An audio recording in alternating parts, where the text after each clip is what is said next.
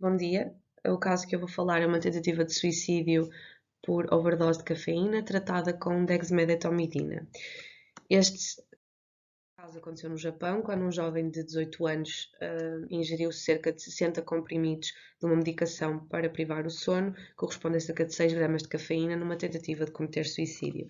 Só apresentar queixas de náuseas e dores de cabeça, foi transportado para o hospital, onde lhe foram medidos os sinais vitais, foram realizados exames físicos e laboratoriais, foi estudado o historial médico e familiar. Depois foi realizada uma lavagem ao estômago e foi internado na unidade de cuidados intensivos, onde foi administrada a dexmedetomidina. A cafeína é um psicoestimulante, é o psicoestimulante mais consumido no mundo. Os dados estatísticos que eu tenho são relativos aos Estados Unidos e dizem que 89% da população dos Estados Unidos consome cafeína diariamente. Aqui temos alguns alimentos e as doses de cafeína presentes neles. Por exemplo, um café, um expresso com cerca de 30 ml tem 88 mg de cafeína. Aqui temos um medicamento que, pelo que o próprio nome indica, Stay Awake, tem a finalidade de privar o sono e contém 200 mg de cafeína. Acima da dose diária ingerida por um adulto saudável é cerca de 142 mg. Abaixo das 250 mg administradas, o indivíduo apresenta um estado de alerta, de concentração e um bem-estar, ou seja, um estado normal, ligeiramente excitado. Acima dos 500 mg já apresenta sintomas mais graves, como tensão arterial elevada, ansiedade, náuseas, palpitações, irritabilidade e tonturas. Esta substância, ainda que seja considerada e é considerada segura, ela pode causar toxicidade e letalidade em quantidades elevadas, pelo que o seu consumo deve ser controlado. A toxicocinética. A cafeína tem absorção rápida e completa no intestino delgado. A absorção pode ser mais lenta quando é consumida com alimentos e algumas bebidas, e as concentrações plasmáticas máximas são atingidas ao fim de 30 a 120 minutos após a sua administração. Ela é distribuída pelo corpo depois de ser absorvida pelo trato gastrointestinal, entrando nos tecidos através das membranas celulares. Tem um volume de distribuição médio de 0,7 litros por quilograma e até hoje não são conhecidos casos de acumulação de cafeína nos tecidos. A nível metabólico, são conhecidos mais de 25 metabolitos da cafeína. Estes são os três principais. 80% é paraxantina. O que acontece é que no fígado a ação da enzima CYP1A2 faz com que esta biotransformação ocorra. Cerca de 5%, menos de 5% da cafeína é eliminada sem qualquer tipo de alteração. A eliminação dá-se 85 a 88% via renal, na urina, sob a forma de ácido úrico, e 2 a 5% pela excreção fecal. A semivida de eliminação é variável de indivíduo para indivíduo, mas estima-se que seja 3 a 6 horas em humanos saudáveis, sendo que, por exemplo, em fumadores pode chegar às 10 horas. Não é o caso deste paciente, mas pode chegar às 10 horas em caso de fumadores.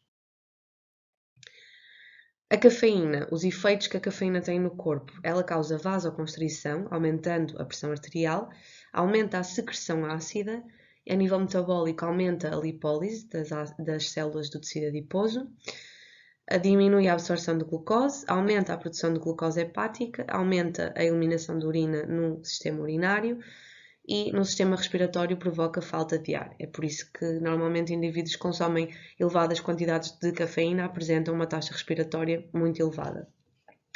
No sistema nervoso central, a cafeína atua como um antagonista dos receptores da adenosina.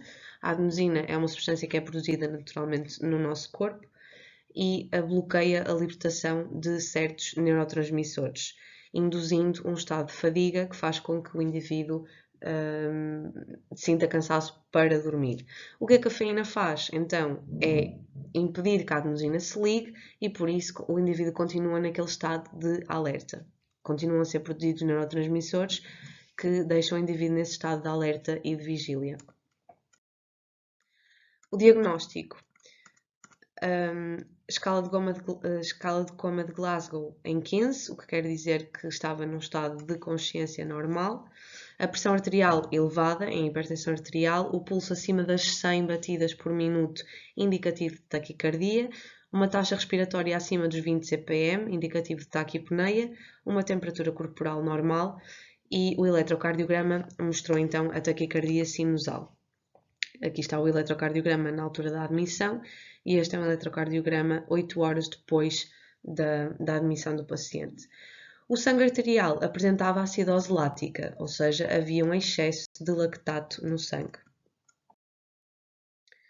Os tratamentos realizados foram a lavagem gástrica, a administração de 30 gramas de carvão ativado através de um tubo nasogástrico. Este carvão ativado vai limitar a absorção do agente, limitar a quantidade de agente tóxico que é absorvido no trato gastrointestinal, diminuindo a quantidade desse mesmo agente na circulação sistémica. Foram administrados 20 mmol de potássio, foi internado na unidade de cuidados intensivos e foi-lhe administrada a dexmedetomidina. A dexmedetomidina, depois de administrada, fez com que o paciente estabilizasse o estado mental, estabilizasse os níveis de eletrólitos e, portanto, ele teve alta sem apresentar qualquer sequela 3 dias depois. No entanto, foi hospitalizado numa unidade psiquiátrica devido ao teor do seu internamento.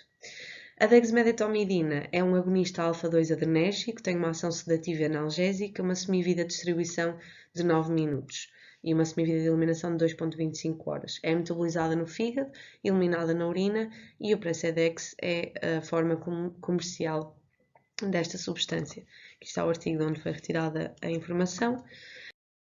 A nível de perspectivas futuras, o consumo da cafeína deve ser controlado. Devido à possibilidade de causar toxicidade e a dexmedetomidina mostra ser uma opção terapêutica para evitar os eventos cardíacos adversos à ingestão de altas quantidades de cafeína. Obrigada.